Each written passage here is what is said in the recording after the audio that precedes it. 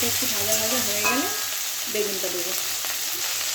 এবারে কেটে রাখা বেগুনগুলো সরু সরু করে কেটে রেখেছি দিয়ে দেবো।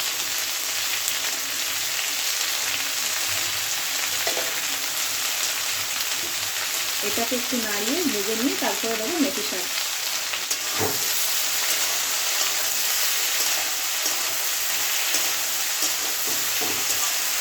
একটু নেড়ে চেড়ে আমি নুন হলুদটা দিয়ে দেবো। এবার দেবো নুন। আর মেথি শাক রান্না করা হচ্ছে একদমই সহজ। স্বাদ মতো নুন দিলাম,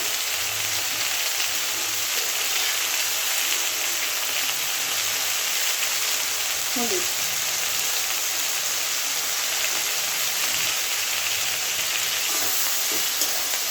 এটা নাড়িয়ে ছাড়িয়ে এবারে দেবো মেথি শাক।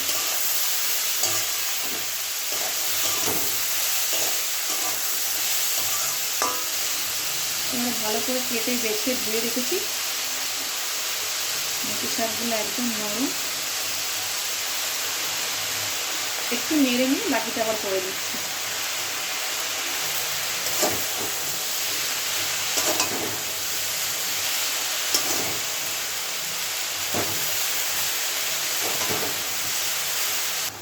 একটু নেড়ে নিয়েছি আর বাকি যে শাকটুকু আছে এবার দিয়ে দেবো।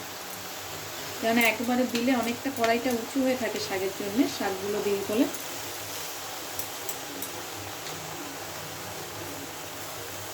ব্যাস এইভাবে নেড়ে নেবো।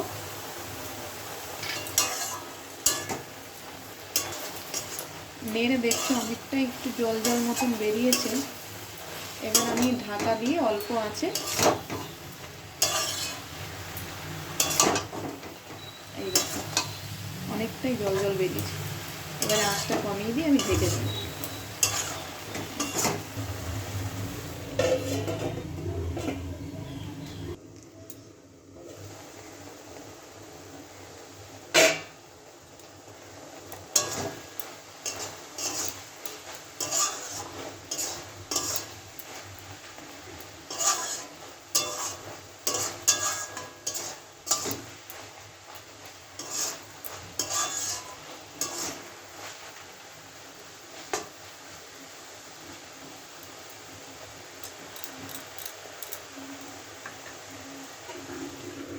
আবার ঢেকে দিই।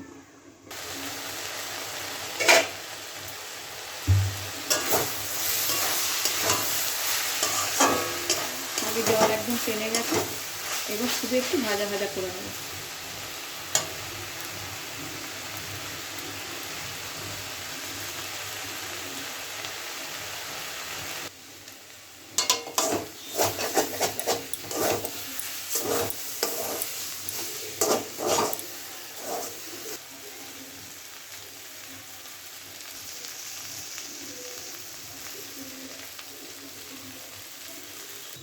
এবার শাকটা হয়ে গেছে, আমি নামিয়ে নেব।